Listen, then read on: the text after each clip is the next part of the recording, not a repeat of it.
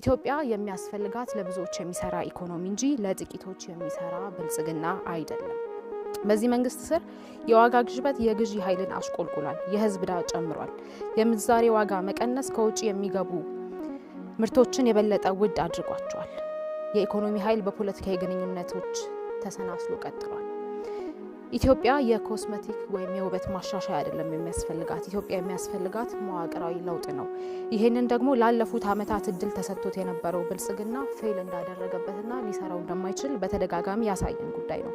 ስለዚህም ትብብር ለኢትዮጵያ አንድነት ያመጣው አማራጭ ሀሳብ በግብርና ዘመናዊነትና በኢንዱስትሪ ልማት ላይ የተመሰረተ ምርታማ ኢኮኖሚ፣ ለአነስተኛና መካከለኛ ኢንተርፕራይዞች እውነተኛ ድጋፍ መስጠት፣ ጥብቅ ያለ የፊስካል ዲስፕሊንና የጸረ ሙስና ማስፈጸሚያ ሁኔታዎች፣ ፍትሃዊ ውድድር እንጂ ጥቅመኛ ካፒታሊዝምን አለማስፋፋት፣ ሰራተኞችን፣ ገበሬዎችንና ወጣቶችን የሚጠብቅ የኢኮኖሚ ማሻሻያ ማድረግ እንደሆነ እናምናለን።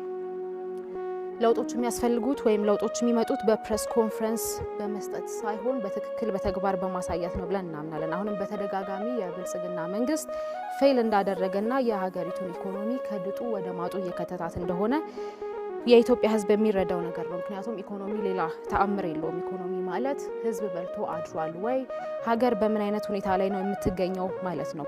ቅድም እንደጠቀስኩት ውበት እኛን ወይም ደግሞ ሕዝብ ሊሸውዱ አይችሉም። የየዕለት እውነታችን በልቶ ማደር አለመቻል፣ ኪራይ አለመክፈል እንደሆነ የምንገነዘብን ነው የምናውቀው ሁኔታ ነው። ሕዝባችን ጠንካራ እንደሆነ እናምናለን። ወጣቶቻችንም በጣም ብቁ ናቸው። ገበሬዎቻችን በየትም አይነት መልኩ ታይቶ በማይታወቅ ሁኔታ ታታሪዎች እንደሆኑ እናምናለን።